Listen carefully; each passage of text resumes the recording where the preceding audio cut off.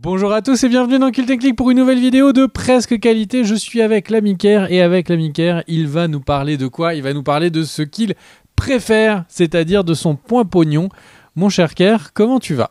Ça va très bien, mon cher Greg. Ravi de voir que tu as pris des couleurs comme moi. C'est chouette, c'est solidaire. Du coup, le point pognon, mon cher Greg, avec une grosse info cette semaine.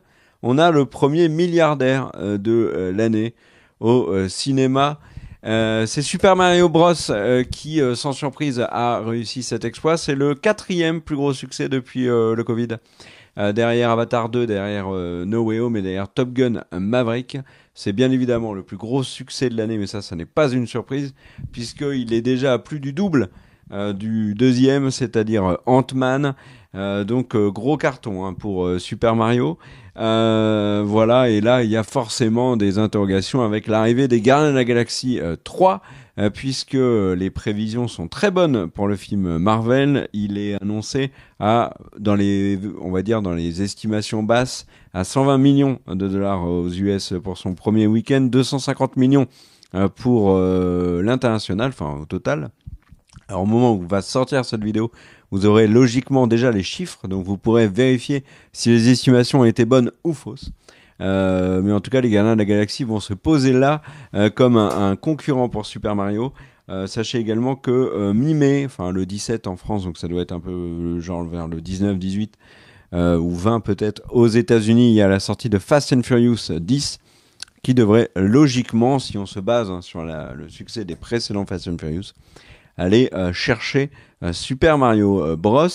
Donc le cinéma va bien, puisqu'on a notamment il y a eu beaucoup d'articles qui ont évoqué le fait que le mois d'avril 2023 était supérieur était revenu à la norme d'avant Covid. Il avait même fait un peu mieux. Donc voilà, c'est une bonne, on va dire, période pour le cinéma. Néanmoins, le succès de Super Mario Bros, mon cher Greg, a fait une victime, c'est Donjons et Dragons. Le film s'est pris Mario en pleine tronche et sa carrière va s'arrêter à un peu plus de 200 millions au box-office, ce qui n'est pas folichon. Sachez qu'il a un budget de 150 millions. On peut rajouter entre 50 et 100 millions de com'. Donc, comme les ciné récupèrent à peu près, les distributeurs récupèrent, les studios, récupèrent à peu près la moitié des recettes, Donjons et Dragons ne sera pas rentable. Il est d'ailleurs déjà sorti en VOD aux États-Unis. Donc, ils espèrent du côté de Paramount récupérer un maximum de pognon grâce à la VOD. Voilà, mon cher Greg, pour le point pognon. À toi. C'est une vraiment très mauvaise nouvelle parce que pour l'instant, je n'ai vu personne qui n'avait pas trouvé le film Donjons et Dragons particulièrement sympathique et c'est vraiment dommage. Oui, d'ailleurs, on précise qu'il y a 2 vidéos sur la chaîne. Il y a ta critique, une autre vidéo, ma critique, où on fait un point également sur le jeu de rôle Donjons et Dragons, et je te rejoins en effet, c'est dommage que le film soit un échec. Maintenant, du côté de Paramount, on espère vraiment que le film va prendre en VOD. Parce qu'il y a une série qui est prévue, il y a aussi, il y avait l'objectif qu'il y ait d'autres films derrière. Donc, Et ça va être compliqué dans ces conditions, surtout que du coup, je vais rebondir sur la news Paramount si je la retrouve. Et en fait, donc Paramount, pour dire qu'ils viennent de fêter leurs 60 millions d'abonnés, donc ce qui pourrait paraître une bonne nouvelle. La problématique, c'est qu'en fait, ils ont perdu sur le trimestre en cours 511 millions.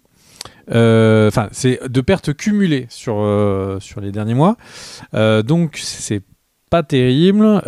Ils estiment, en tout cas le patron de Paramount pense que le fait que la plateforme continuera naturellement de monter parce que toutes les plateformes montent, ça épongera les pertes, mais évidemment la bourse n'est pas de cet avis et pense pas que les plateformes vont toutes gagner 10 fois en abonnés, et l'action en bourse chute, on peut dire elle dégringole, elle a perdu une bonne partie de sa valeur, donc qu'est-ce que tu en penses, Ker ? Moi, je pense également. Je comprends les analystes financiers. Je vois pas comment est-ce que Paramount, dans le climat actuel, avec ses 60 millions d'abonnés, pour aller chercher les 220 millions de Netflix. C'est ça le chiffre qu'ils ont fêté il y a quelques mois. Ça paraît compliqué. Même si c'est plutôt beau, hein, 60 millions d'abonnés. Hein.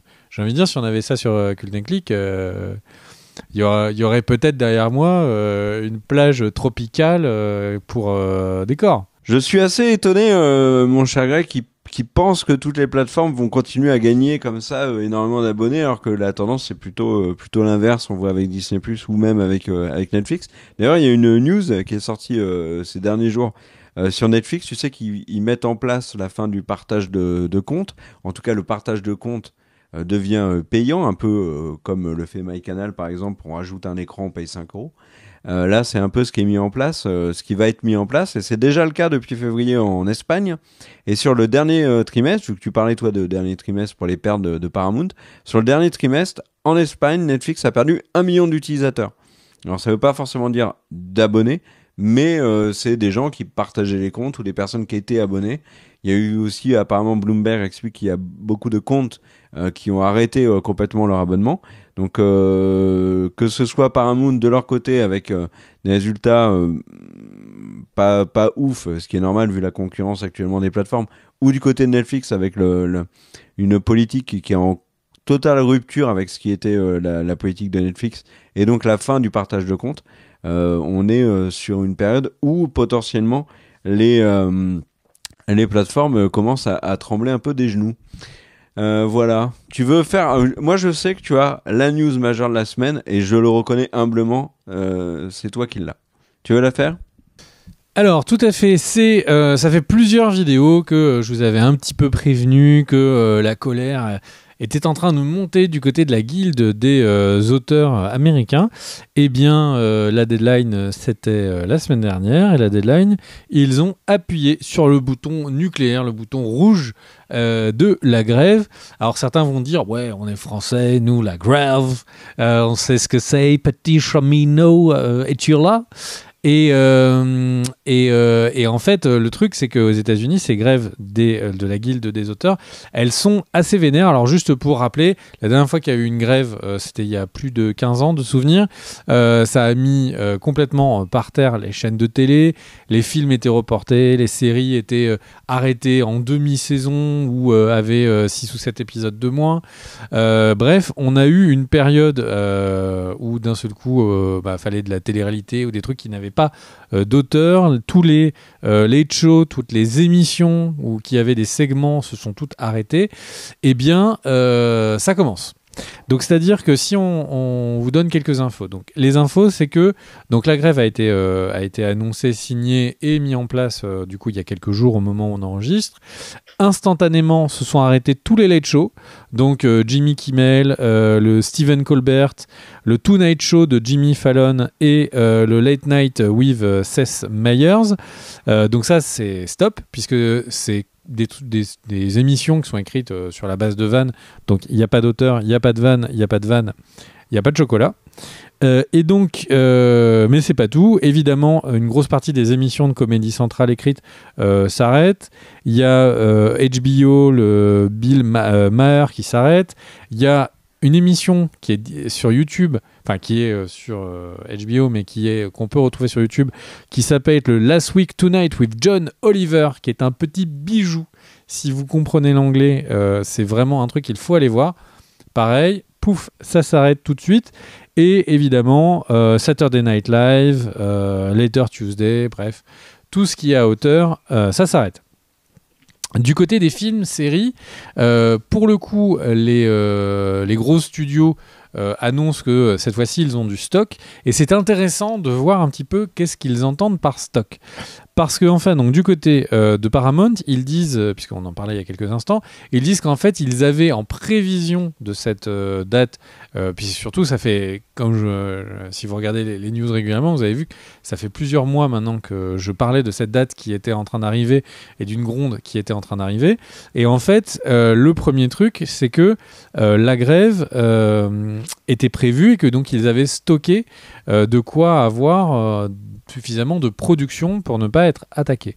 Ça, c'est Paramount qui dit, voilà, nous, on a stocké, très bien. Du côté de Netflix, eux, ils disent qu'en fait, ils ont aussi du stock, mais surtout, ils ont de plus en plus du contenu qui vient de l'étranger. Donc l'étranger, c'est nous, puisqu'on est toujours l'étranger d'un autre. Et donc en fait, donc, c'est tous les autres pays qui produisent que les États-Unis qui, du coup, eh bien, créent le stock. Ce qui n'a pas manqué d'être, du coup, écouté par la Ligue des auteurs et qui du coup n'est pas du tout contente que des maisons de production américaines aient une part aussi importante de contenu qui viennent de l'étranger. La problématique, c'est que Netflix, par exemple en France, est obligé de produire des contenus pour avoir les mêmes droits de production que par exemple Canal en France. Donc c'est un petit peu un serpent qui se mord la queue. Il y a du coup en ce moment des manifs d'auteurs devant les studios de Netflix aux États-Unis à New York. Il y a des rassemblements d'auteurs. Visiblement c'est en train de prendre chez d'autres corps de métier.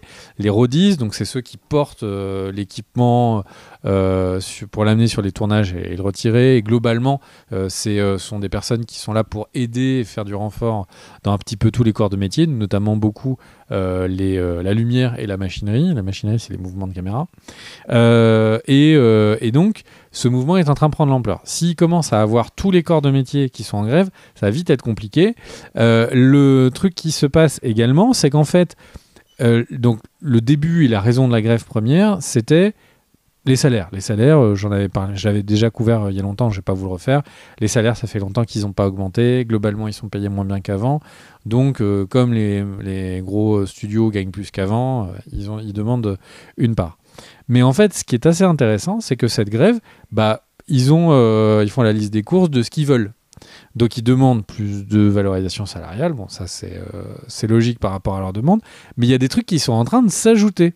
Et alors là, c'est très intéressant mon cher Kerr, parce que là, ça pourrait avoir un impact très long terme, notamment il y a des revendications sur les IA. Alors ça, c'est-à-dire, vous allez me dire mais pourquoi, etc. Donc il y a une entité qui est l'AMPTP, qui globalement c'est les gros studios, c'est Disney, Paramount, ce que vous voulez, qui sont dans cette organisation pour pouvoir aller parler avec les syndicats d'une seule voix. Et en fait, du coup, la guilde des auteurs demande à l'AMPTP que les IA ne soient plus utilisées pour écrire des scénarios, corriger des scénarios. Enfin bref, donc en gros, c'est les auteurs disent l'IA, c'est ciao. Ils ne veulent pas aussi que les droits, quand ils écrivent, admettons vous écrivez une série, ils ne veulent pas que cette série et leur texte soient utilisés pour entraîner des IA dans leur style. Et du coup, évidemment, c'est quelque chose qui est refusé. Alors évidemment, ils refusent l'augmentation des salaires, mais ils refusent également les points sur l'IA, puisque en ce moment, les studios, pour résumer, sont en train d'investir massivement sur les IA pour exactement ce qu'ils demandent. La correction d'écriture, le fait de faire beaucoup de propositions de premier jet, etc., etc. Et c'est incroyable parce que j'ai l'impression que ça fait à peine quelques mois que je vous faisais des news en disant les studios vont commencer à utiliser des IA. Et là, on est déjà dans une grève historique, parce que c'est très rare des grèves comme ça. Enfin, ça peut arriver, mais une grève qui a l'air de prendre chez autant de gens et autant de corps de métier. C'est la semaine dernière, je disais que c'était 94 ou 98% des auteurs de la Ligue avaient signé la grève. C'est fou la vitesse à laquelle ça va, et du coup ce corps de métier qui se défend contre la prise de pouvoir des IA, ou en tout cas la prise de parole des IA dans cet univers. Qu'est-ce que tu en penses, toi, Kerr? Parce que moi, je trouve ça vraiment très intéressant, parce que il va y avoir l'impact qui va peut-être être dans quelques mois, parce que ce qu'on voit nous, souvent, c'est des trucs qui sont écrits il y a 2 ans.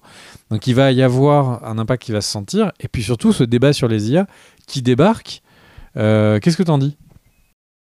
J'en dis qu'il y a déjà des conseils. Tu vois, toi, t'as déjà parlé de tout ce qui est SNL et compagnie, mais il y a plusieurs séries qui sont déjà en stand-by. Tu vois, par exemple, Cobra Kai, ils étaient en train de faire la dernière saison. C'est en pause. Et alors moi, le truc qui m'inquiète, c'est si on revoit celle qu'il y a eu il y a 12 ans, en 2007. Il y a 15. Il y a 15 ans, pardon. En 2007, donc, qui était une grève qui avait été majeure et qui avait eu d'énormes conséquences. J'ai un peu peur qu'il y ait les mêmes conséquences que cette grève-là et que le Covid sur les productions actuelles, c'est-à-dire des plateformes qui en profitent pour dire bon, cette série, on l'abandonne. Par exemple, tu vois, Netflix avait fait ça avec le Covid, avec la série Glow, avec Alison Brie. La dernière saison était prévue. Ils ont dit, bon, bah, au final, il y a eu le Covid, donc on reprendra pas la production, adieu. Et sur la grève de 2007, il y avait eu aussi ça. Et ça m'embêterait qu'il y ait des séries qui disparaissent complètement. Tu vois, l'annonce, par exemple, de la pause de Cobra Kai m'embête. Parce que s'il n'y a pas la dernière saison de Cobra Kai, ce que Netflix pourrait faire, c'est un peu relou. Il y a une série à succès de Disney+, qui est concernée aussi par une pause, pour l'instant, à durée indéterminée. C'est Abbott Elementary, donc la série comique qui a gagné les derniers Emmy Awards, si je dis pas de bêtises, ou Golden Globes, c'est un des deux, en catégorie série. Et elle, la saison 3 est en pause également. Alors tout ce que tu as dit sur les revendications des scénaristes, je trouve ça très intéressant. Moi, il y a un truc qui, moi, m'a marqué depuis l'annonce de ce début de grève, c'est le soutien des réalisateurs et des acteurs très publiquement envers la guilde des scénaristes. Il y a vraiment beaucoup d'acteurs, de réalisateurs, d'actrices, etc., même de compositeurs, par exemple, qui ont pris position en faveur de cette grève. Alors, il faut aussi lire entre les lignes, tu vois, il y a des acteurs qui sont, par exemple, aussi scénaristes.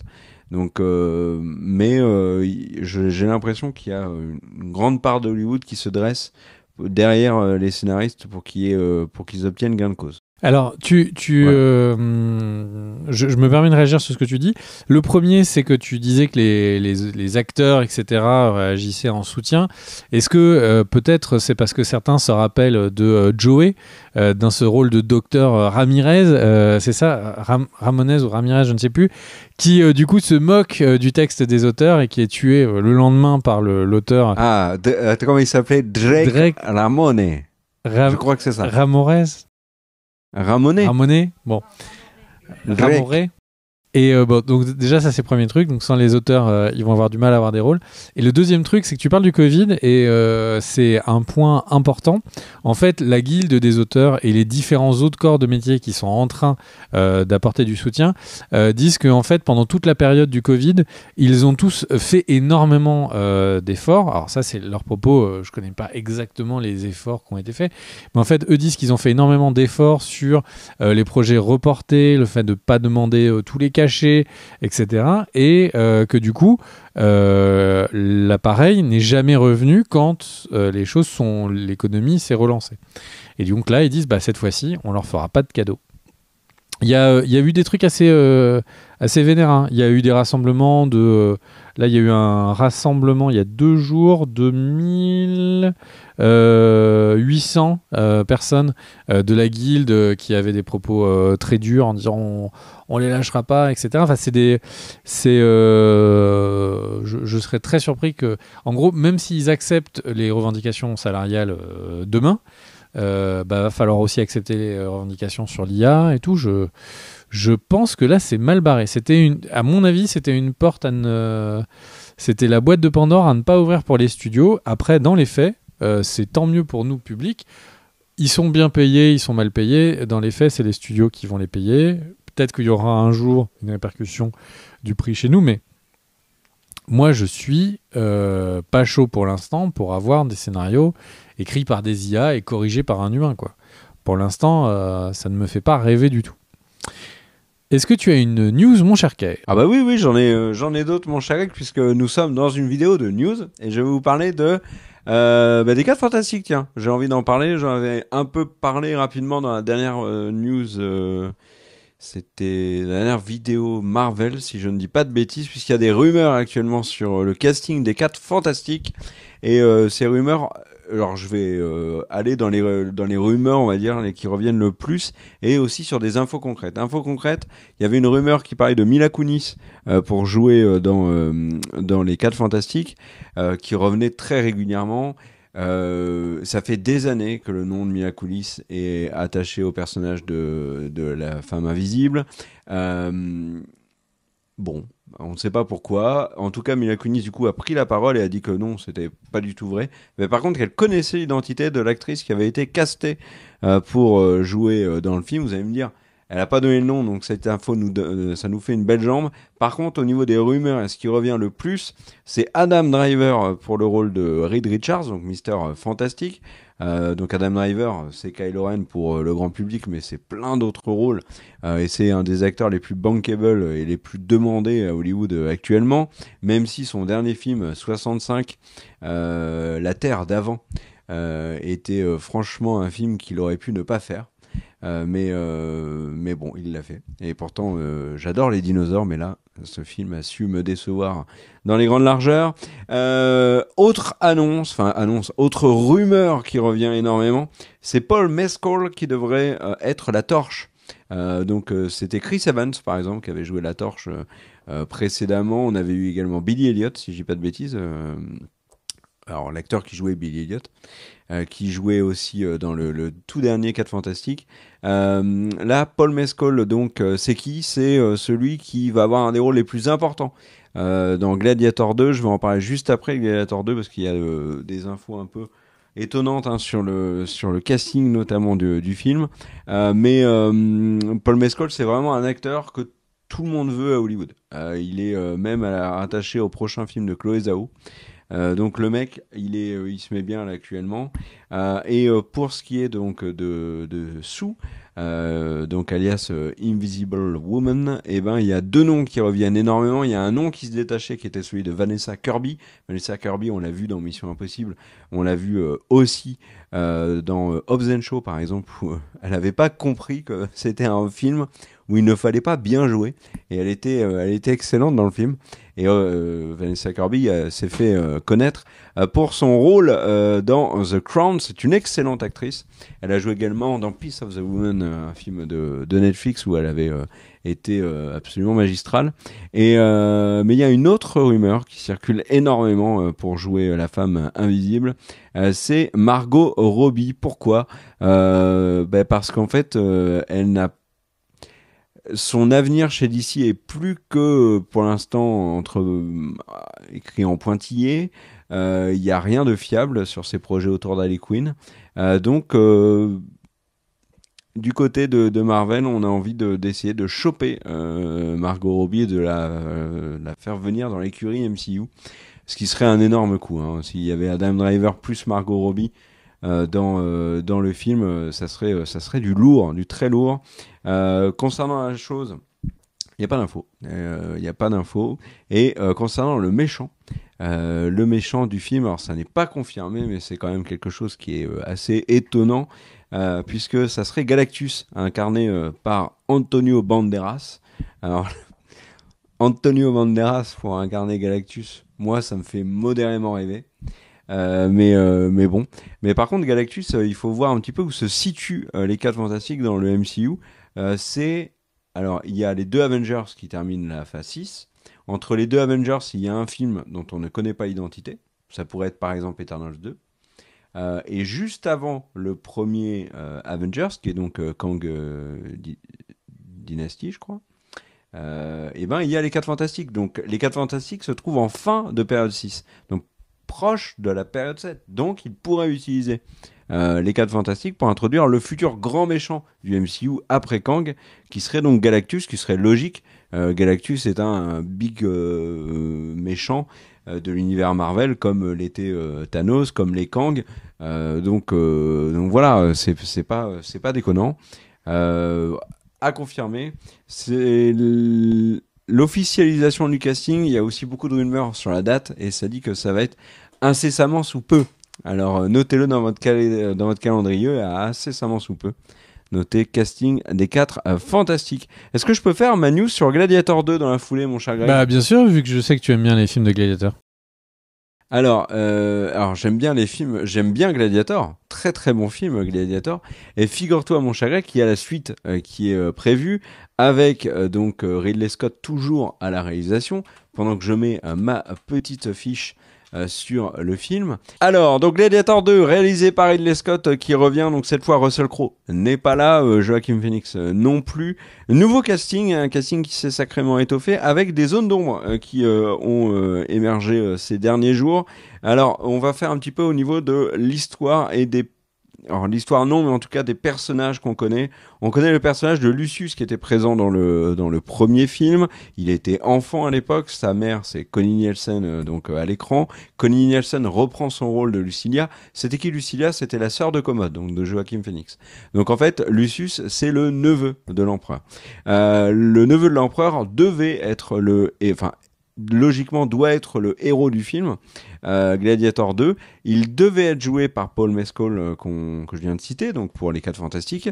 Sauf que ces derniers jours, il y a des rumeurs qui disent qu'en fait il est toujours dans le film, mais qu'il ne jouera pas Lucius. Ça n'est pas du tout confirmé pour l'instant. Les seules infos qu'on a de plutôt solides, c'est qu'il joue Lucius, mais c'est à prendre avec des pincettes.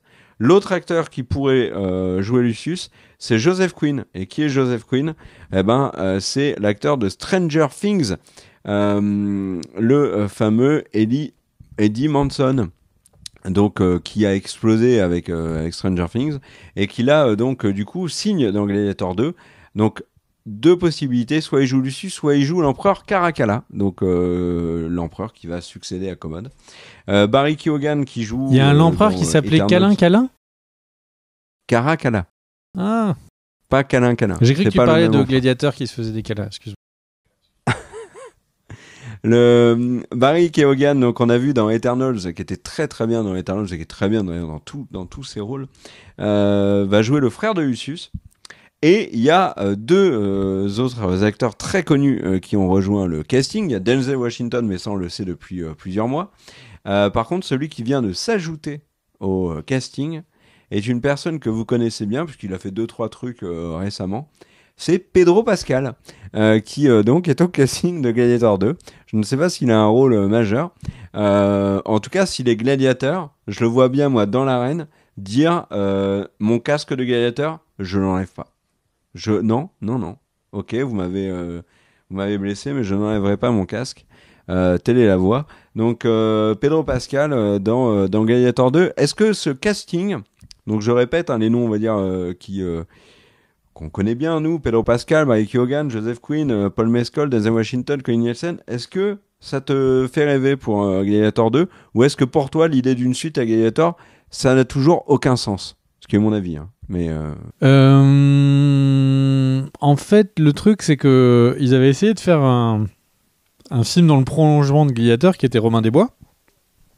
Je parle pas narrativement, mais je parle en termes d'équipe et de dynamique. Et le film, tout le monde l'a oublié, en fait. Donc, ça, ce serait plutôt du côté du non. Le truc du côté du oui, c'est que Gladiator, c'était un putain de bon film. Donc, si ils arrivent à faire une espèce de suite, mais qui n'est pas vraiment une suite, parce que c'est juste le même moment temporel, ça pourrait être vraiment extrêmement stylé, en fait. Mais on va voir, parce que vraiment, Gladiator a amené plein de choses. Toute la manière de filmer l'action. Gladiator a changé vraiment le fait de toutes ces images, vous savez, où on voyait les trucs un petit peu avec un shutter frame un peu modifié, où les images ont l'air saccadées. Enfin, il y a beaucoup de choses qui ont été écrites dans Gladiator qui ont eu un impact après sur pas mal de temps. Et donc, est-ce que ça vient pour refaire la même chose? Est-ce que ça vient pour être à l'inverse, être un film qui va être marquant? Moi, j'ai qu'une envie, c'est de voir des bons films, hein, donc pourquoi pas. Gladiator, moi, je trouve, était un très grand film, hein, quand même. Je l'ai vu au cinéma à sa sortie en 2000. J'ai pris énormément de plaisir. Je crois que j'ai écouté la BO quasi. Je n'ai mis que ce disque-là pendant au moins un an, je pense. Hein. Et j'étais jeune à l'époque, donc j'écoutais Gladiator. Voilà, à toi, mon cher Greg. Alors, une news, c'est les news du côté Empire Magazine. Et qu'est-ce qui s'est passé dans Empire Magazine? Eh bien, ils ont fait une couverture, en tout cas une histoire de couverture sur, Secret Invasion. Et Secret Invasion, on a des petites infos sur plusieurs choses. Alors, pour rappel, c'est le 21 juin de cette année. Et on sait maintenant qu'il va y avoir donc 6 épisodes.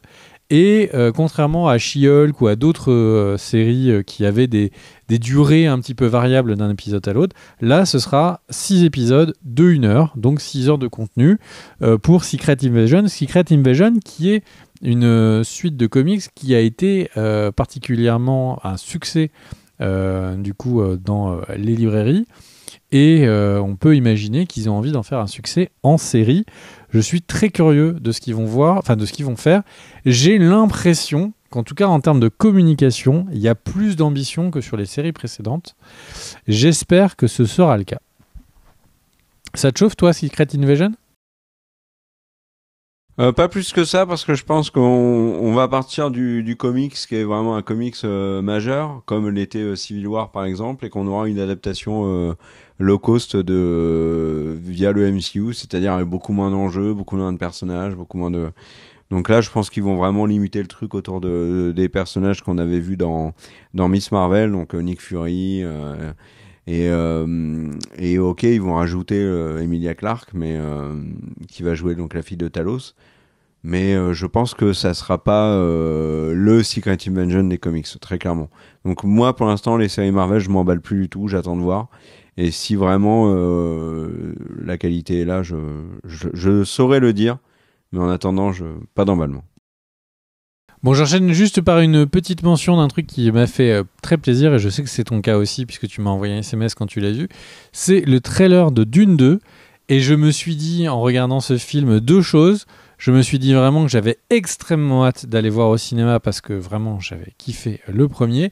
Et le deuxième truc, c'est que, qu'est-ce que j'aime pas cette BO et qui a été primée, hein, pourtant. Mais ces cris de la BO me prennent la tête. Mais ça m'a pas empêché d'apprécier le premier film, donc j'ai envie de dire, je ferai avec. Je trouve que la musique correspond vraiment à l'univers d'Arrakis. Et Arrakis est une planète hostile, et la BO, elle est pas là pour te faire passer un agréable moment, mais elle est très très très réussie, je trouve. Et alors ce trailer, alors si vous n'avez pas vu, ne sautez pas dessus si vous ne voulez pas être spoil, parce que si vous n'avez pas lu les livres de Dune, et que vous ne savez pas ce qui arrive, il y a énormément d'éléments dans le trailer qui va vous spoiler. C'est assez ouf. Par contre, si vous avez lu les bouquins, si vous connaissez un peu l'histoire de Dune, il n'y a à l'écran que des choses qui vont complètement vous rassurer. Mais moi j'ai été rassuré surtout, quoi. L'ajout des nouveaux personnages, la princesse Irulan, etc. Enfin, et vraiment, ce trailer m'a chauffé vraiment très fort. Mon cher Greg, je refais une news, si tu le veux bien. Écoute, pour parler moi, des frères Russo. De quoi ? Tu veux pas, c'est ça ? J'ai dit que ça ne me dérangeait pas, tout l'inverse.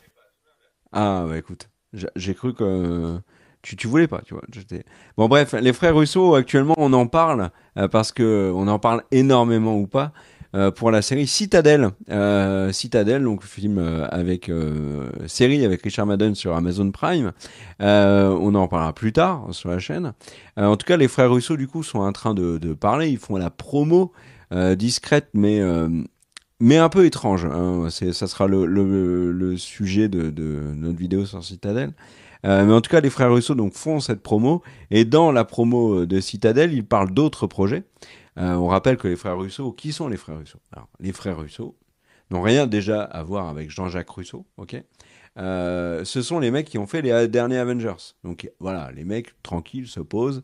Ils ont des films qui font partie du top 5 des plus gros succès de l'histoire, en sachant que le seul mec qui est avec eux dans le top 5 des plus grands succès de l'histoire, c'est James Cameron. Donc c'est pas n'importe qui. Les frères Russo derrière ont fait un film qui était The Grey Man, qui était à mon sens cata. Et là ils sont partis sur Citadel, et ils font donc cette promo, et ils ont un projet qui avance peut-être un petit peu, et qui va te parler, mon cher Greg, qui est le projet de faire un film Star Wars. Et en fait, les frères Russo seraient en fait les réalisateurs du film Star Wars de Kevin Feige. On sait que Kevin Feige a récupéré un projet Star Wars. Kathleen Kennedy lui a donné et lui a dit « Tiens, Kevin, amuse-toi ». Et ben en fait, c'est les frères Russo qui pourraient potentiellement le réaliser, ce qui serait cohérent, parce qu'en fait, les frères Russo ont beaucoup bossé avec Kevin Feige.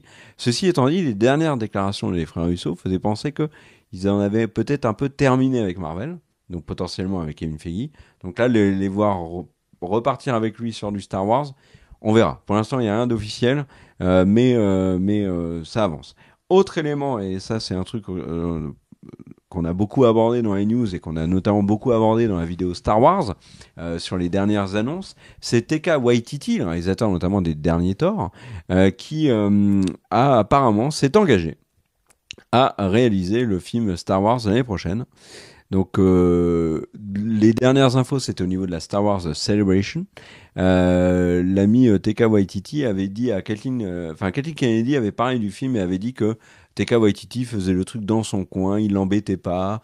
Ils allaient voir de temps en temps s'il respirait, mais vraiment il l'embêtait pas.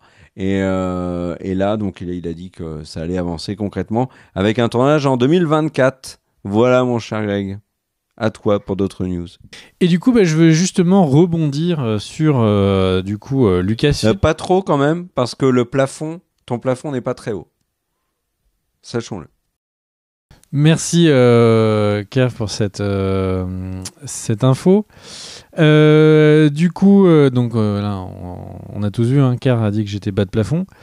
Et donc, en gros, Kathleen Kennedy a été dans une interview et elle expliquait que, en fait, pour eux, leur but, c'est que maintenant, il y ait des Star Wars tous les 3 à 4 ans et pas comme tous les ans, comme ils avaient annoncé quand il y avait eu la production notamment de Solo, où c'était, à l'époque, l'annonce, c'était un Star Wars canonisé.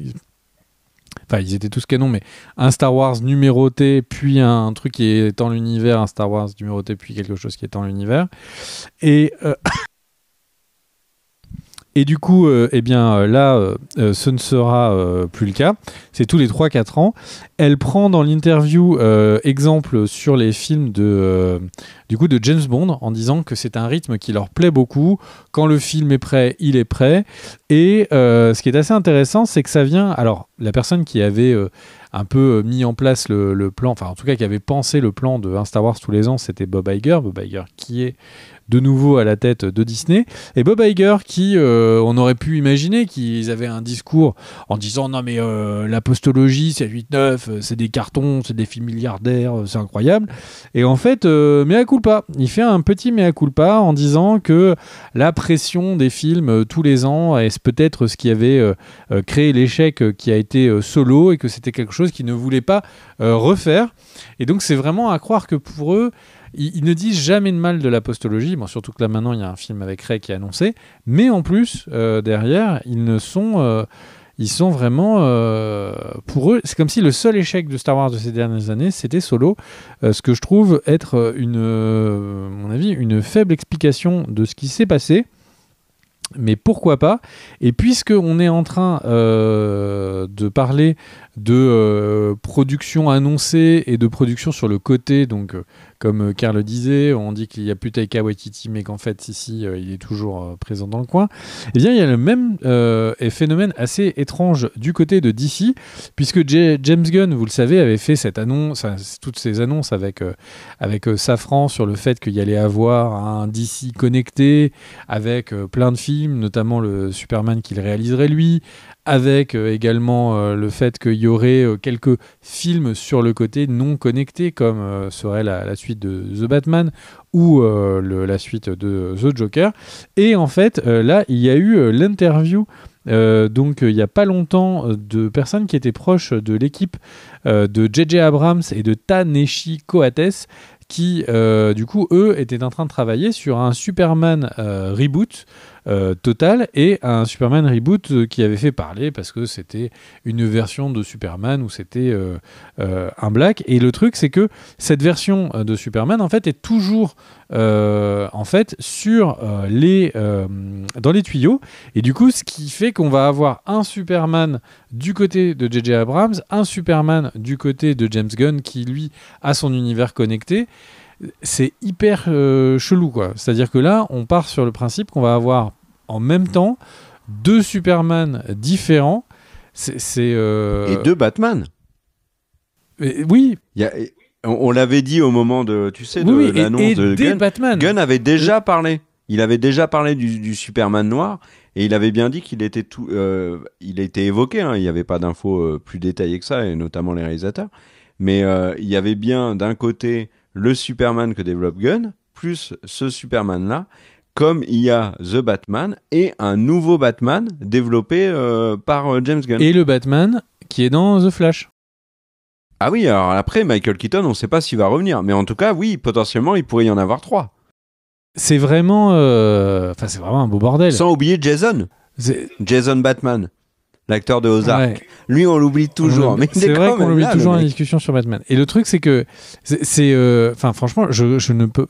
Ils sont dans une situation, c'était le bordel. Et en fait, ils nous ont dit on va tout rebooter. Alors Henry Cavill, c'est plus Henry Cavill. On veut que ce soit clean, on veut que ce soit clair. Mais il n'y a rien qui est clair. En fait, les anciens projets qui avancent ne sont pas bloqués. Ils sont en même temps que l'autre univers. C'est un bordel sans nom d'ici, là. Toutes les annonces de James Gunn, c'était les projets de James Gunn, en fait. C'était pas les projets d'ici.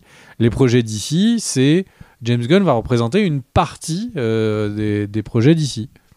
Oui, mais il chapeaute tout. Hein. Attention. Non, il chapeaute pas tout. Non. Si, Puisqu'il a clairement dit que le film de J.J. Abrams et de Coates se faisait sans lui. Ils sont... Oui, non, mais quand je dis il chapeaute tout, c'est-à-dire que c'est lui qui va dire à quel moment vont sortir les films, qui va donner son go sur des films qui vont être indépendants, etc. Pour l'instant, c'est présenté comme ça. Hein. Je pense que tu es optimiste, hein, parce qu'au début, on nous a présenté qu'il aurait les plannings et qu'en plus, il chapeauterait les projets. Et là, en fait, on découvre petit à petit qu'il chapeaute pas du tout tous les projets.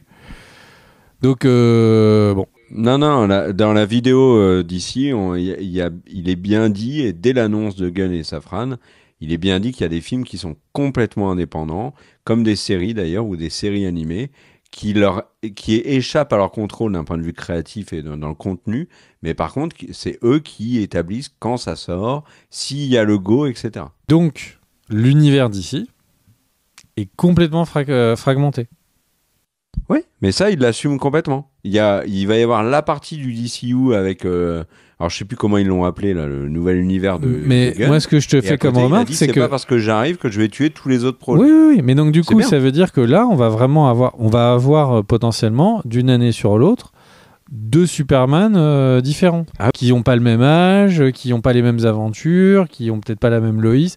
C'est complètement timbré comme projet. Alors, c'est timbré, mais d'un autre côté, je trouve que on reprochait exactement l'inverse à Marvel. Moi, par exemple, j'ai toujours reproché que la série What If soit obligatoirement canonique, qui voulait à tout prix la rattacher au MCU, alors que What If sur le papier, c'était une série absolument parfaite pour être totalement libre.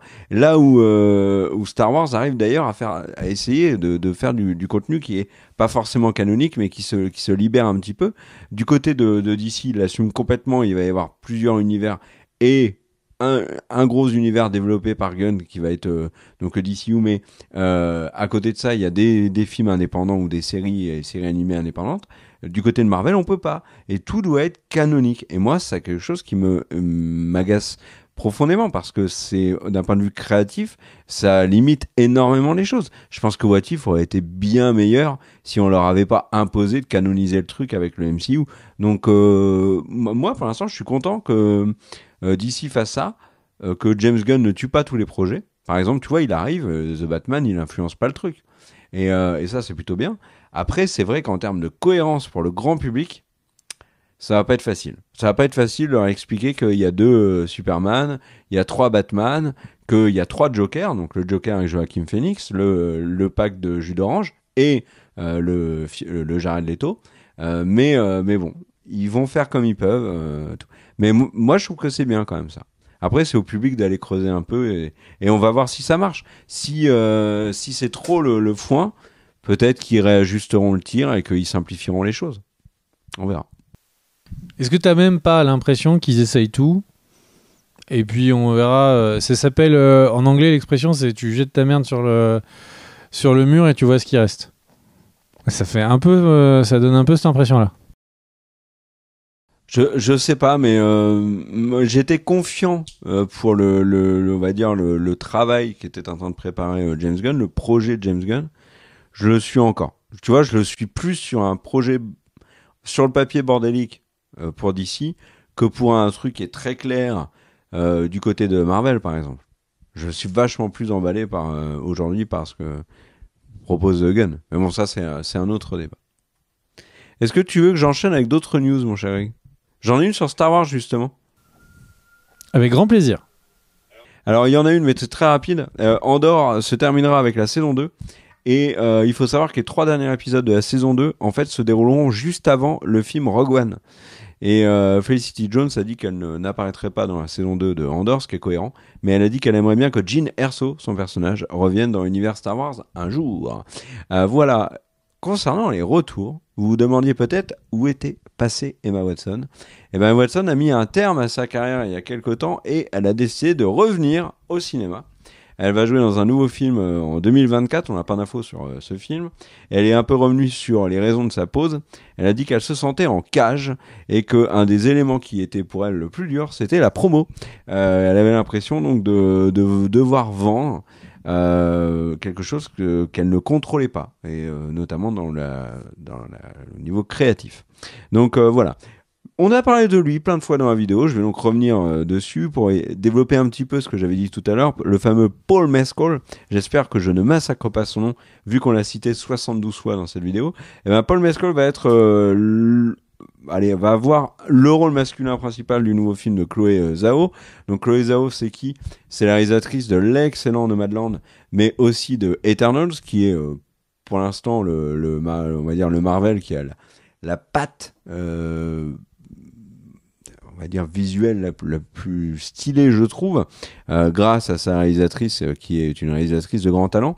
Et ben Chloé Zhao va réaliser le film Hamnet, et pas Hamlet, Hamnet, avec Jessie Buckley, l'extraordinaire Jessie Buckley, qui est vraiment une des meilleures actrices actuelles, je trouve, qu'on a vu récemment pour ceux qui ont vu la série dans Tchernobyl.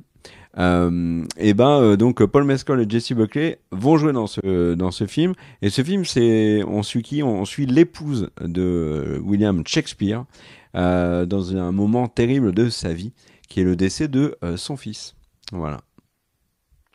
Donc bon, ça sera pas joyeux, mais Chloé Zhao aux commandes, a un beau casting, Jessie Buckley, la vie est belle. Et dernière news, mon cher Greg, pour te dire que j'ai encore 2 petites news. Une sur James Gunn, vu qu'on parle de lui aussi beaucoup. Il a dit qu'en fait, il avait un projet de film sur Rocket et Groot, mais qu'il avait décidé de l'inclure dans les Gardiens de la Galaxie 3. Voilà, tu fais ce que tu veux de cette news.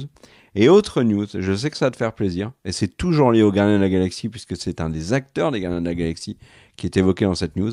Sylvester Stallone devrait reprendre son rôle dans une suite de Cliffhanger.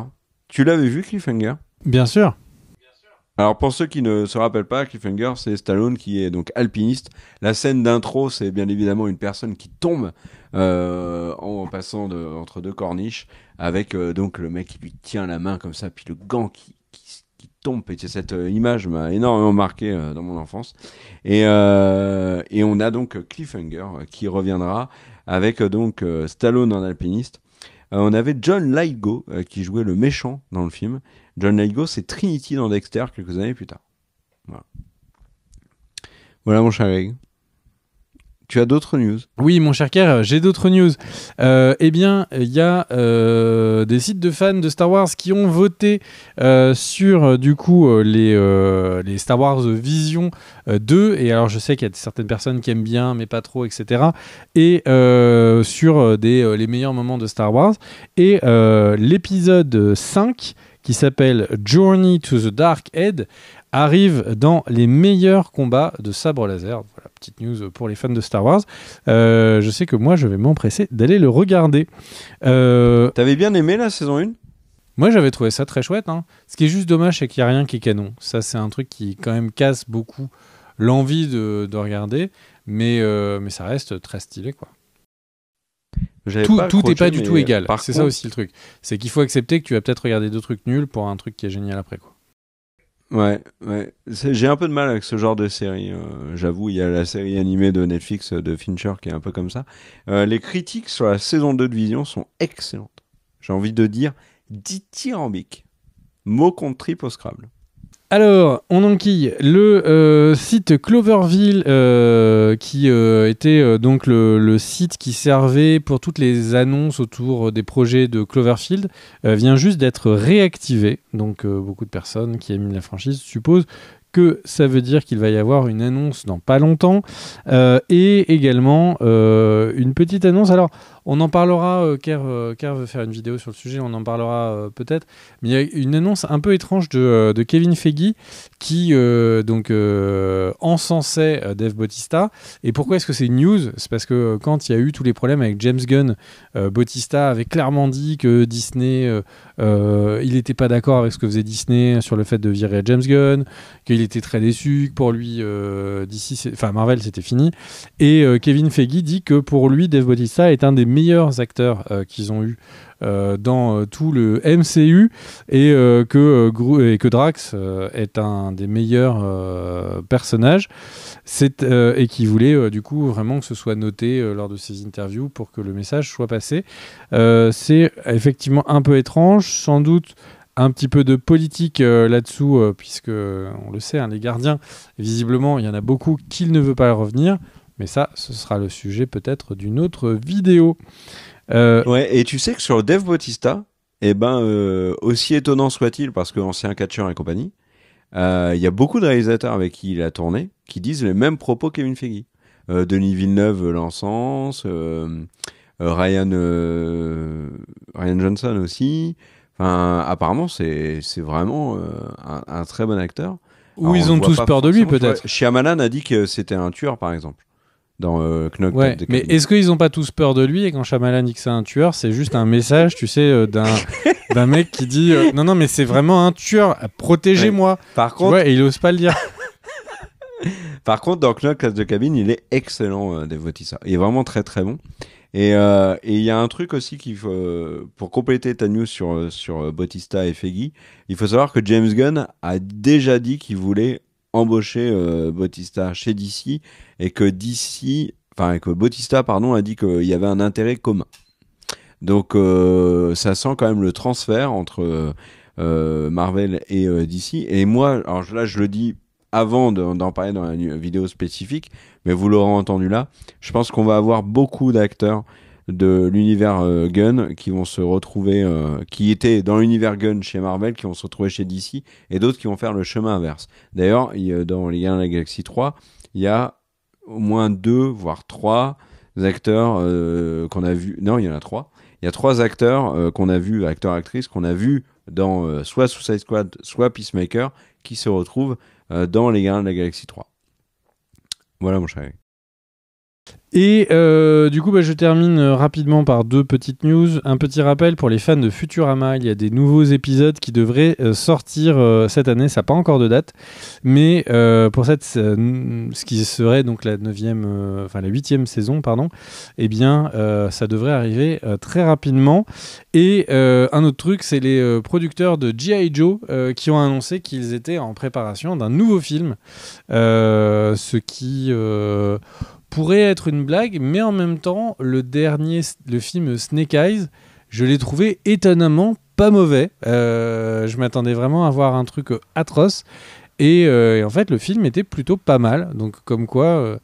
Mais qu'est-ce qui s'est vautré au box-office ? Ouais, et comme quoi, vraiment, les fleurs poussent partout. Est-ce que tu veux j'ai fini mes news, je te laisse donc le mot de la fin, mon cher. Eh ben merci mon cher Greg, voilà, c'était une vidéo news de presque qualité, on espère que ça vous a plu. Si vous êtes allé jusqu'au bout de la vidéo, vous êtes une personne de grande valeur humaine, on tient à le souligner. Merci à tous, merci à Daniel à la réalisation, merci à ceux qui vont laisser des commentaires. Dites-nous si vous êtes des personnes de grande valeur humaine. Réagissez sur les différentes news qu'on a abordées.